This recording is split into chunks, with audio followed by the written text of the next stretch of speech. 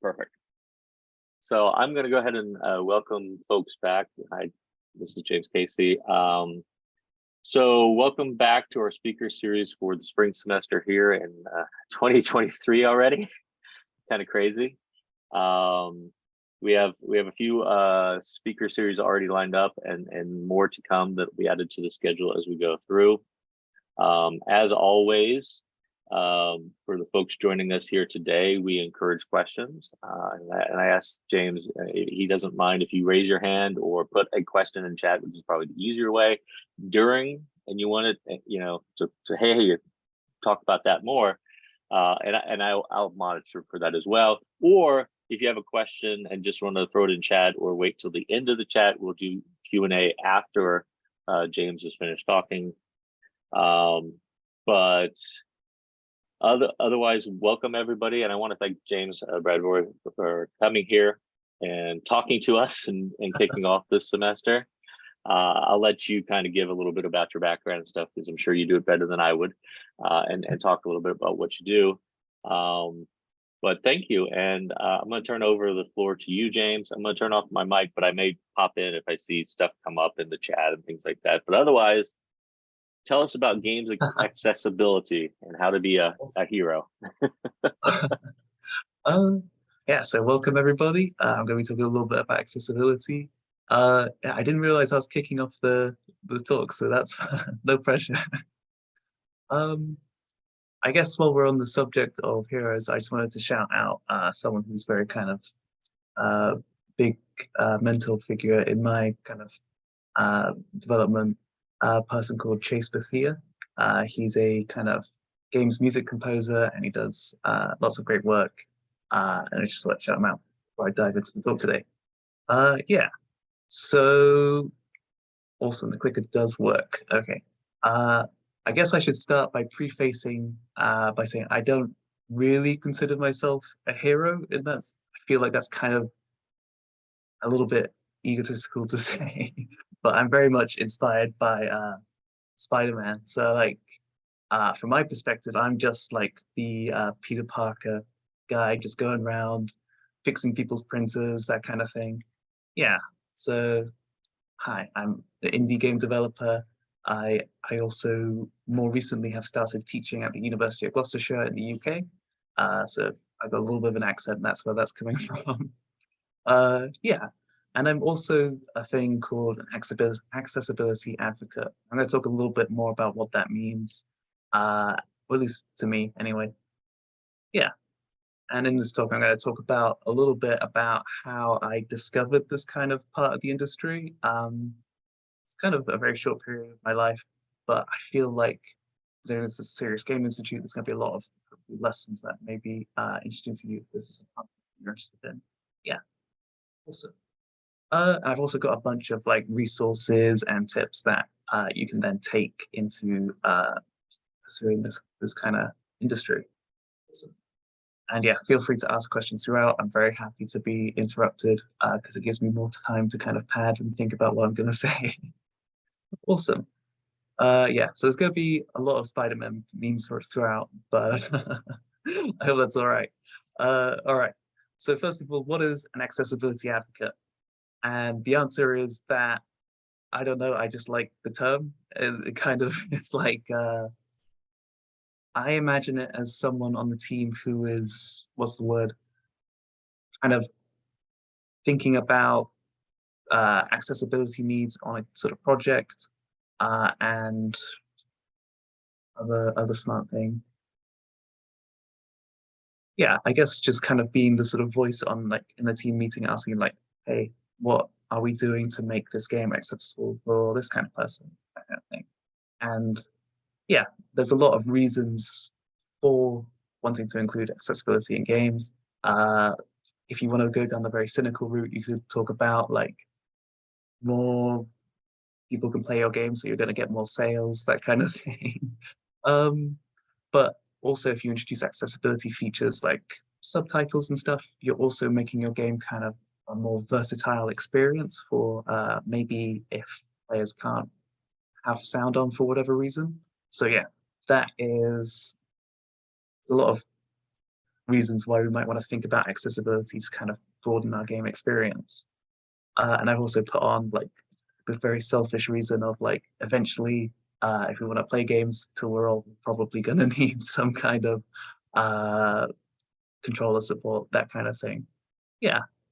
Is there a question in the chat, or is that just okay? Yeah, No, that was me just saying I love Spider-Man. It's all good. awesome. All right. Yeah, so this is where I'm kind of coming from accessibility advocate. Yeah. So a few years ago, I was at this place called Ingfield Manor School, and this is a special needs school for like a basically like primary school all the way up until like um college. American systems confuse me, so I don't know how those equate. But it's sort of primarily a place for children with like cerebral palsy, and I might be pronouncing that wrong, but it's that's the name. Yeah, and I worked with a range of speech and language therapists to develop communication aids to used in classrooms, which is a really fancy way of saying I made like little pads that you could put on a computer and then press a button to form a sentence. Yeah, I was going to talk about cerebral palsy in case anyone hasn't kind of come across the term before. It's usually kind of a thing from birth. It's primarily a motor coordination condition.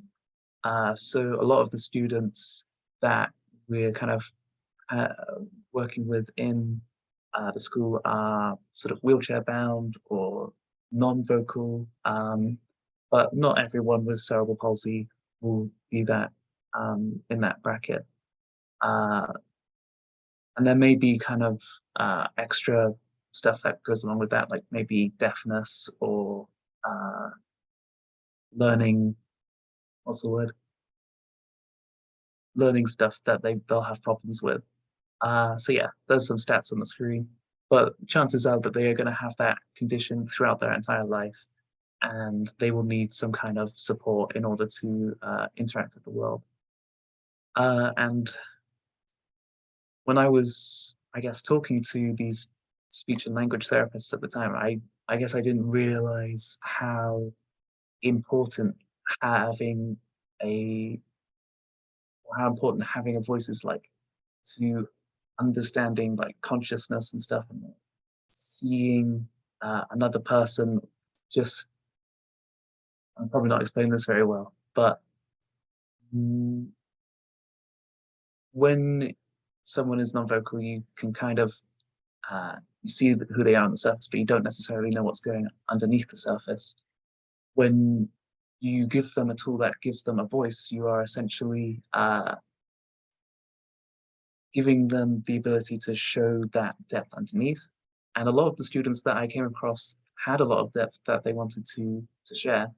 Um, and so being able to develop a kind of tool was very powerful in that regard, especially when I was able to kind of be able to tailor each device to each student. So yeah, there was a lot of really good work being done in that school. Next slide. Yeah. So because cerebral palsy is such a broad condition, we basically have a lot of different ways for students to interact with the software we develop. And this ranges from like lots of hand control to like basically no hand control. I remember on I think my first week, uh, because as a student just had no control over like how hard they were kind of moving around, I just got whacked straight in the crotch because I was standing too close. So um, yeah, kind of demonstrates how like involuntary some of these motions can be sometimes, and we got to make the equipment robust to kind of match. Yeah. So one of the things that we can kind of do is, no matter what the range of like movement or whatever, we can provide some way of accessing our systems. And I think the charity Special Effects kind of does this as well, kind of finding setups that will work for any kind of player. Whatever they use to access the world, they can provide controllers to access it. I've kind of got like this range of accessibility options that we've used in the school, ranging from joysticks. I'm sure everyone's familiar with joysticks. Toby Eye Tracker, that was really exciting to use. So like being able to like control a screen with your eyes and like blinking. Very common thing with these switches, which are basically just big old red buttons that you can just stick onto a chair or onto like a thing that I can go over that. Yeah. And then if they didn't have that kind of hand coordination, we might look at something like a head switch, which is like they could only just move like left and right on their neck. Then we could put basically some buttons there, which are kind of more kind of, say, hair shaped, so that just moving will kind of push them. And I think the last thing on that list is the Huff and Puff, which is basically a tube that you can blow into, and that will allow you to interact with software. So yeah, you can breathe, you can use the software, which is great. So I guess the kind of technical challenge that comes from this, and I kind of highlighted it on a diagram.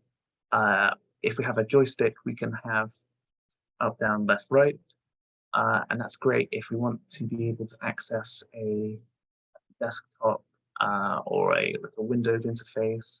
So that's usually like their set. When we start moving down the accessibility scale, we do start going into this idea of like one axis. So instead of being able to go up, down, left, and right, maybe they can only go left and right. And we would have to build our kind of softwares around that kind of limitation in mind. One way we approach that is usually having like a scanning, like row by row, and then when they select a row, then they'd go sort of left and right. That's one approach we used. They only had access to one button, like they could only press one button at a time. We might have some kind of clock or counter that just iterates by each step until they press the button, and then it moves on to the second step. Yeah, and this is just like the motor accessibility side. So like if there was like a hard of hearing element or a, what's the word? Sort of visual impairment, we might introduce elements of like spoken dialogue so that they will hear it, or larger text prompts that when it highlights a button, it makes it a lot bigger and shows it. A lot of that was kind of in the software, so we just had to go in and tailor it to each individual student. Yeah, so because we, what's the word? We don't want to redesign the software for each student too much, like from the ground up. A lot of the software that we use has been made so that you could access it with just one button. And Sakurai has a really good YouTube channel where he has a video where he talks about one-button games and how they're a lot of fun. It's a really good game design challenge if you want to try making a very simple game with a constraint that will make it accessible to everyone, because everyone has the ability to just do that one press or just use that one button. You can just hook it up to any input. And yeah, just taking a little dive deeper into that, I noticed that kind of hidden in that rule one button, you have a lot of hidden I guess controls within that, such as what if you have a game that you press and hold to have some more kind of complex behavior. So maybe you've got two controls. Maybe there's an element of you need to time your button presses. Like maybe you've got like a spinning wheel and you need to try and stop it at a certain point. Or maybe you press it and then releasing it is like a different command, that kind of thing. So yeah, I really like the idea of using interesting design constraints to allow new types of games to emerge and exploring what those kind of games can be. Yeah, so that's something I like to do. um, yeah, so talked a little bit about like, making what's the word? Communication devices was really useful for the students because it empowers them, it gives them a voice, that kind of thing. I wanted to talk a little bit about the idea that, games, at least for me, I think were very formative as like me learning and interacting with the world. And it, I feel like it's a very human, or I guess, thing of life, like the learning through play. And if someone has barriers to that, then maybe we're kind of, they're being almost cut off from an essential part of learning that is really important. So I think games are really, really important, and making them accessible to more people is a really good thing to do. Yeah, whether it's escapism from the world or feeling represented or part of a team, this is kind of more of a thing in like sports or streaming, that kind of thing. Or whether it's developing essential skills that you might use in real life or in like different areas like cost and risk and I don't know, social deception. I don't know. Hang on, social deception might not be a good example, but the ability to tell if someone's lying, that kind of thing, maybe. Yeah, and communication skills, very, very good things to have. Yeah. So none of this is to say that the students at Ingfield Manor didn't have games already. They had a lot of what's the word? Like it's a school, so like there was a lot of activities that they could partake in, and those were all really good. I just think that the games industry as a whole has a lot that it can do to make it more accessible to more people. Yeah, but what's really been nice to see is that in like recent years, a lot more game companies are kind of taking this seriously as well. So yeah, it's been a really interesting to kind of see develop, and I'll connect to some of the resources that I'm doing at the end. So, so as someone who has developed a lot of accessibility features for games, did like systems in Unreal and rebindable controls for Immunity. One thing that I kind of struggled with was this idea of like accessibility frenzy, which is I want to include all the things, if I can include this one thing, that means that this entire group will be able to play. And that is good, but I want to like, I guess, give you the lesson that I came across, which was as game developers, our superpower is that we are not very good at making whole systems at the whole same time, but we're very good at making small things and then iterating on them. So what I'd encourage you guys to do, if this is something you want to develop in your own time, is don't think about trying to include everybody at once, because you run into the risk of overscoping and making the mechanics that you develop shallow, and they're not as applicable as they once were. I would instead encourage you to do this thing called designing for one, which is the idea that you pick just one person with an accessibility need. Maybe it's someone you know, or it's just someone, maybe it's just what's the word? Something that you don't think is being covered in other games, and then you do that one area to like a high degree, and then get feedback on it and test it as well. And usually, if it's someone you know, you can kind of rely on them to give you pointers on how to that kind of thing. So this is a really good kind of workflow for like not only incorporating accessibility into your design process and like maybe into your concepts, but also to get accessibility involved with like the curative, what's the word? Iterative development cycle. Yeah. So that's where I'm kind of coming from. Yeah. So if you have got a person in mind, then I'm going to give you guys some three step process that you can use to develop a game. Awesome. I'm gonna use an example that I did and one. Awesome.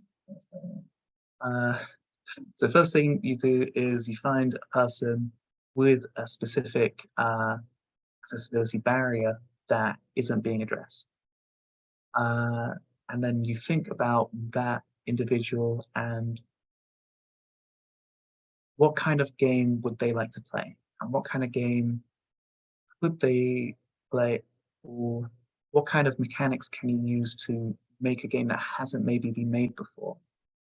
Again, this is the idea of using a design constraint and allowing new game ideas to emerge.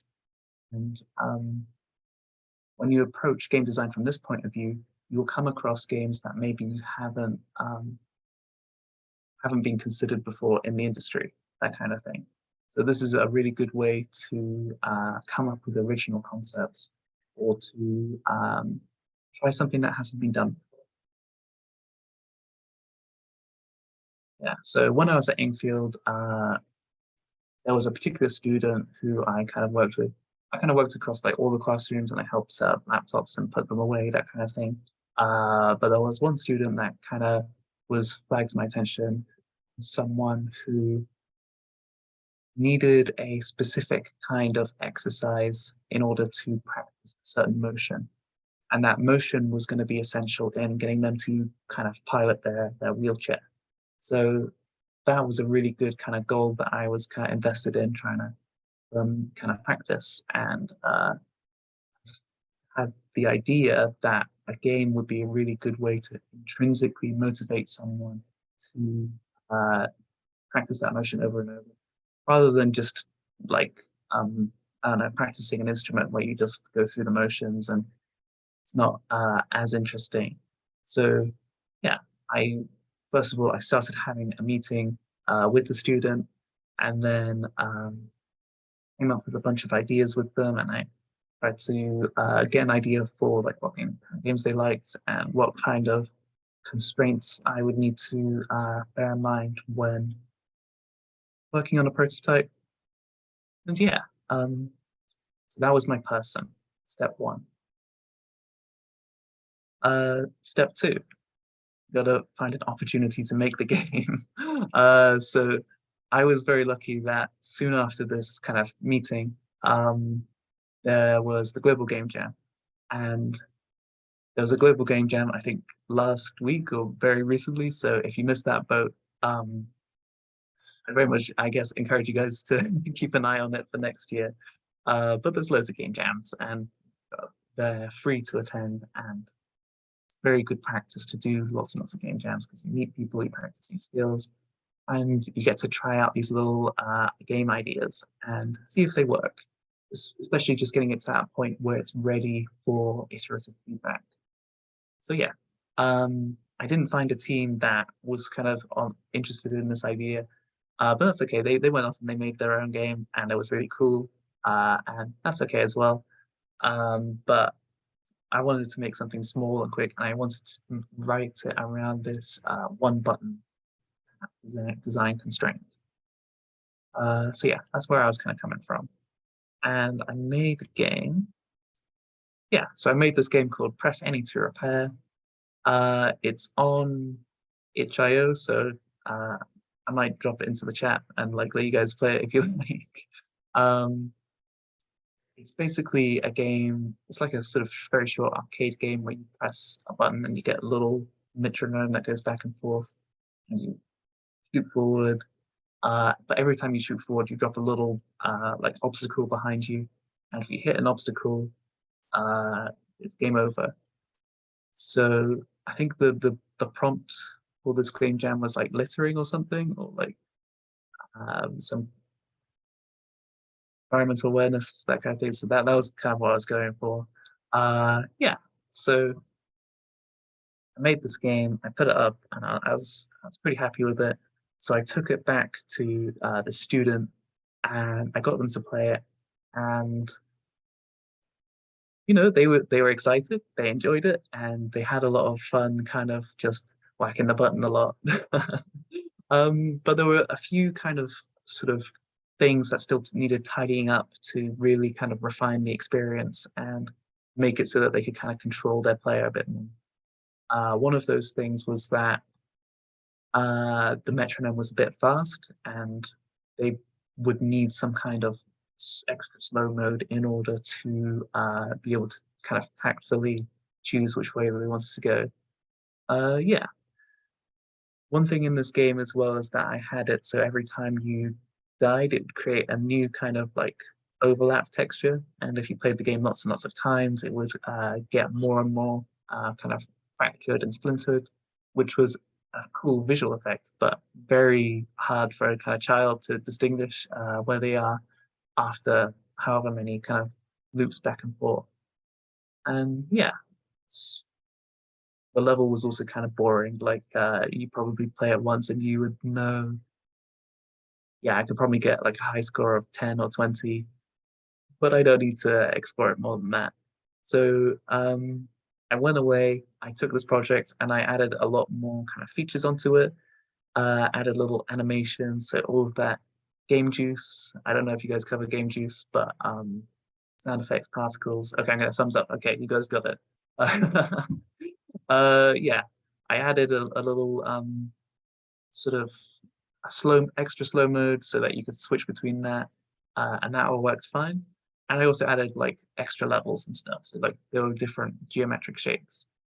Uh, the problem is that I never, I don't think I uploaded it, so unfortunately I haven't got it ready to playtest today. Sorry about that, but it's on my old hard drive somewhere, and I'll dig it up at some point.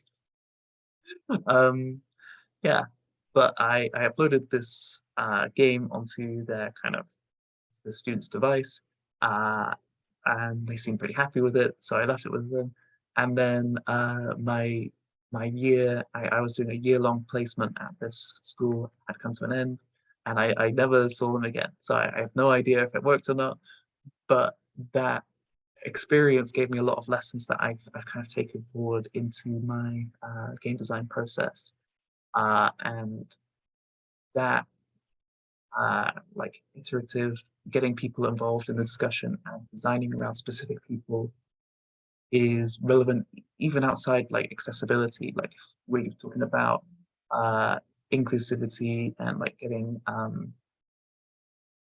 people from different uh, social groups, that kind of thing, represented in games, making sure they're involved in the conversation. It's a really important thing that we can do. Yeah, I don't know how we're doing for time, but I think I'm just gonna throw just a bunch of resources. I'm gonna thumbs up. Okay. All right. I might have blazed through all my slides. We're doing good. We got a minute left. Okay. So if you're interested in games accessibility, there's a free conference that you can attend called GA Conf, and it's way better than what I can cover in half an hour. So if you, please check it out. All of the content is available on YouTube online, and they get sort of people with disabilities to do talks and stuff about stuff that they're interested in for their accessibility needs. And we also get some really cool like AAA game showcases on accessibility features.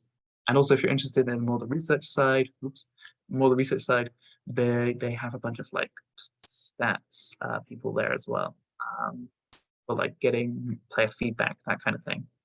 GMTK has a really good playlist on YouTube. There's a games accessibility guidelines website, which is just really good. It's just basically a list of anything that you could possibly want to include. So I would say if you're looking for ideas, that's a really good place to start. Just be aware of the kind of accessibility frenzy. Don't try and include everyone. Focus on the one player and then start from there. Because once you've got one player, you can then you can start to introduce more elements. And if you're interested in cerebral palsy, there is a blog as well where I got all those stats from. So if you want to read more about that, that's a good place to start. Awesome. I think that's it. I'm out of slides. Thanks, everybody. Excellent. So if you want to go ahead and take the slides down and stop sharing, that way we can get your face up and everybody can see, and we can go from there. But first off, thank you. That was very cool, very interesting background and where you came from to get into this area. What I'll do is I'll open up the floor so if people have questions, you can either raise your hand and I can call on you. You can put your questions in the chat as well. And I know I wrote a few down as well for myself that I'll probably ask you here in a second. But for those who are watching, go ahead, and if you have questions or thoughts, feel free to put them in chat or raise your hand. So one of the things I was noticing myself, and this is something, again, I know you come into it from a very interesting background, especially, the approach that you're advocating here, like how you're looking at it. But I know from the industry, they have a very different approach. Just like you said, hey, let's concentrate on the one versus the many. I know that the AAA studios typically concentrate on the many, unfortunately. And you had like this, I know I do long-winded questions, I'm sorry. That's okay. You had kind of a scale for assistive technology that you kind of started using, in there. Have you seen or examined kind of a scale for more of the technologies as a whole, right? Like, like over here, the easiest thing you can do is translation because it's just text and it's making people, inclusive by allowing them to, understand and participate. And then there's captioning, and then there's, rebinding controls, and like, have you seen a scale, or is there something that you've noticed in some of the stuff that you've done that helps to kind of show I hate to use this, the most bang for your buck in allowing things to be accessible? So one of the resources I showed on the last slide, the games accessibility guidelines, that breaks things down into, they do it by basic, intermediate, and advanced features. Okay. So if you're looking for your most bang for your buck, the basic features will kind of cover the essentials, I guess is the right word to say it. And then if you're looking to do something more in depth or technical, you can kind of work your way up that scale. So yeah, I feel like whenever people talk about accessibility, they usually give you just like a whole just shotgun of ranges of techniques. That resource is a really good way to actually practically like prioritize what's going to be easy development time wise. But as in regards to AAA stuff, I'm coming at this as more of like an indie dev person. Like I don't have a whole team of like accessibility consultants, that kind of thing. Although accessibility consultants are great, and companies should definitely use them. But yeah. What you need to do is you need to create like a Unity toolkit, like a framework that people can just throw in their own games to make it as simple as possible. Start working on how to make it easier for folks. That's awesome. Hi, sorry, you cut out for a second. Oh, that's okay. I was gonna say maybe you need like a Unity framework that you can develop for people to help them integrate it into their games quicker and easier, right? Make something for them. I like that guideline site. That's very good. Let me see. So, I can throw it in the chat. I think it's that one. One thing I did do when I came back is I wrote a paper and then a tool on rebindable controls. And then I made kind of Unity plugin that was like, you can just drag it in and then there's kind of just this rebindable control setup. So I need to go back at some point and actually like make it usable. But yeah, it's definitely a thing that people can do.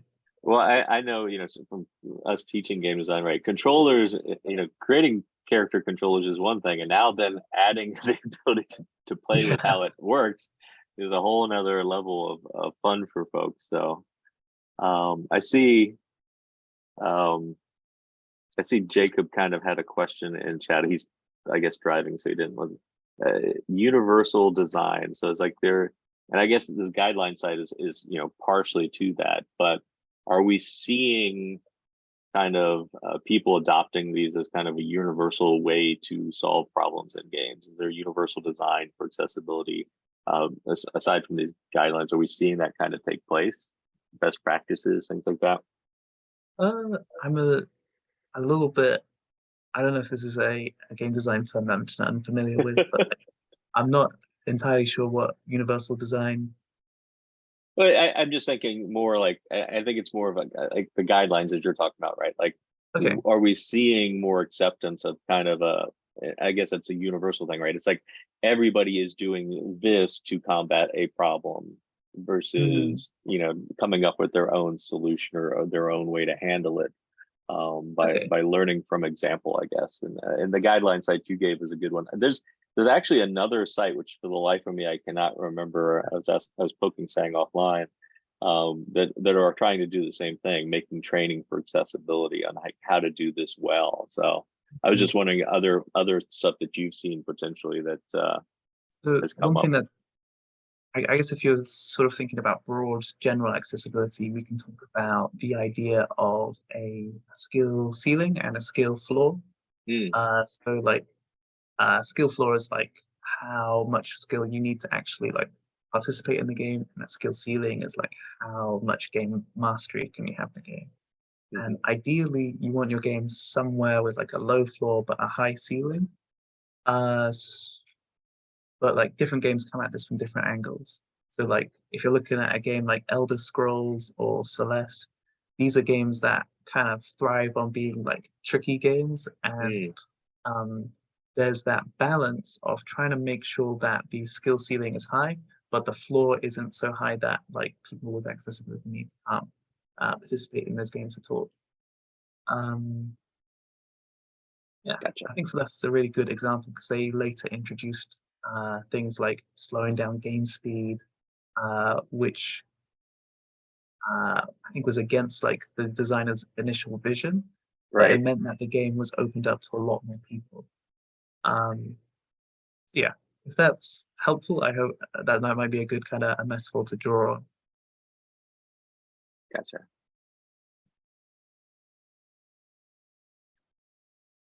Okay, All right. awesome. Thanks, Seeing Jacob. if, okay, making sure there's no other chat. Okay, good. There's nothing else in chat.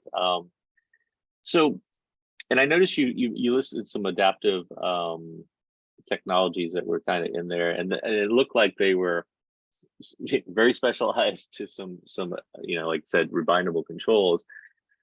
Have you, and again, you may not have researched into this as well, has there been a lot of uptake of some of the more mass produced ones? Like I know Microsoft has an adaptive controller they've had out for a few years now that does some of the similar functions there. Hmm. In fact, I think PlayStation just introduced an adaptive controller as well. Yeah. um are we So seeing this these more and more? So I think what's really exciting, especially for like the next generation of game consoles, is that we're seeing a lot more kind of accessibility baked into the console, Hmm. which is really good because then the pressure is less on the developer to put those specific uses in. Although I think those there will still be like room for that kind of stuff. But stuff like you're just saying like the PlayStation controller and then Hmm. the Xbox accessibility controller, those are designed in such a way that like you can just plug anything in and then it'll Yep. just work, which just takes a lot of the pressure off. um, but that means that we can reallocate stuff into making even more kind of complex features. Hmm. Like one thing that I did a bit of research into was this idea of chording keys. So like maybe you have two buttons, A is jump and B is run, and then you had a different input for if they were both pressed at the same time. Hmm. Maybe like do a roll, that kind of thing. So that has the potential to introduce more, I guess, game verbs into your controller with less buttons. Gotcha. That's something that can be really useful, especially if someone has a limited range of movement. So I assume you play games as well as make them, right?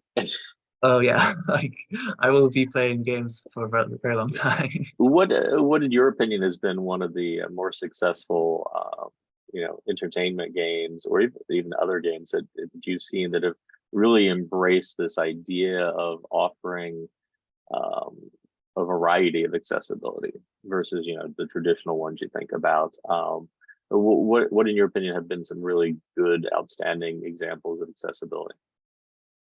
Um, so I think the really like standout wow one, everyone Last of Us, I think it's what it's called. It's Mm, like a zombie yep. ability. I remember it got a lot of attention at the last GA comp, and it had like stuff like blind players can play it, and they did a bunch of stuff for like low vision stuff, Hmm. and that was just a really exciting thing to see from a AAA game because they're obviously kind of the forerunner. Well, they're the ones with all the like the media attention, and when it's in Hmm. the media attention, then awareness kind of comes Yep. around it, and then more developers will start prioritizing it as a thing to stick against. Another good example, EA doesn't have a lot of good things going for it, but it did. They did release a bunch of accessibility copyright stuff into the public domain. Oh, It's really exciting to see. I don't remember exactly what they're called, but I'm sure if you Google EA accessibility copyright free, come up. gotcha. A lot of those things were very specific. I think it was like the ping system from one of their games. Uh, but that is a like an industry practice that I'd love to see more of in terms of like people open sourcing accessibility design so that we can have more of it. Right. Uh, and last example, I'm a very big D&D nerd, so Dungeons and Dragons is very, I guess, traditional in the sense that you Mhm. don't need a computer. Anyone can play it because it's just, I don't want to say imagining, but it's all like uh, you can have as much on the computer as you want, but all of that is can be abstracted in some way. And in terms of like game design, there is a lot that you can do without having to have all of this existing. I Mhm. gotta have this software knowledge, and I gotta know how to texture rocks, that kind of thing. So I like that game a lot. Yeah, that's interesting, right? It's because it's at the end of the day, it's like how do like there's this seems like a dichotomy. It's like like you said, you could make games that are specific for people that really have a challenge, a certain challenge.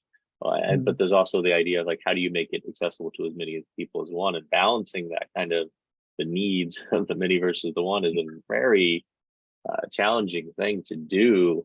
And there's also kind of this idea of like how much do we rely on the software to do it versus the hardware to do it, right? mm, Where does that balance come in? I don't know if the guidelines, I looked briefly at that guidelines, but I don't know if there's been a lot of research in that, and maybe that's something that we need to do more of. It's like, where do we draw the line between this actually needs to be accomplished with hardware, or this needs to be accomplished in software, or some kind of mix in the middle? And so I don't know if you've seen anything on that, or if that's somewhere that's probably a good spot for even some of the students here, like to start thinking about is like, where do we draw the line between mm. how we make things accessible?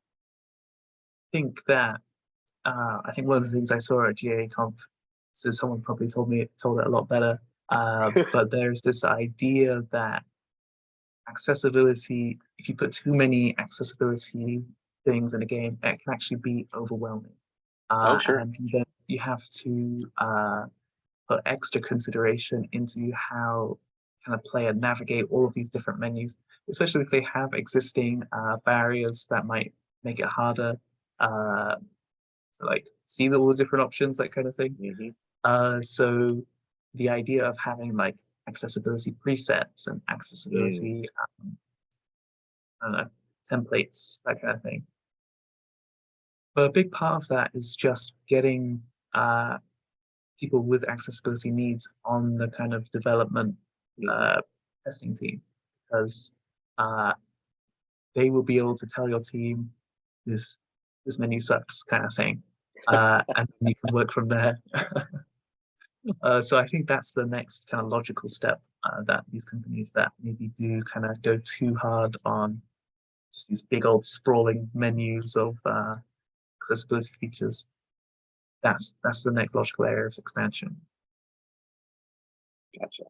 Well, we're getting, roughly to the point where, we've burned through most of our time or whatever.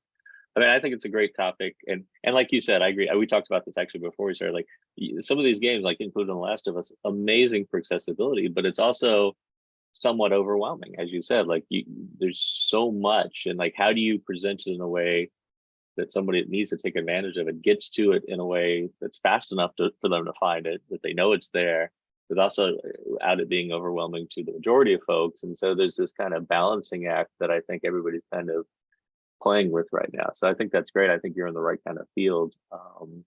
So what's your ultimate goal for what you want to do? I don't know, man. I'm just trying to survive the period. Well, I mentioned that I'm a kind of university lecturer at the moment, but I'd love to get back more into doing accessibility game development, maybe as research or just doing teams to think about it, that kind of thing. I guess if anyone is ever in the kind of UK, I run a game dev meetup in my area to try and get people connected and also build those connections so that we can kind of have conversations about things that are important in game design, like accessibility. Yep. No, it's excellent.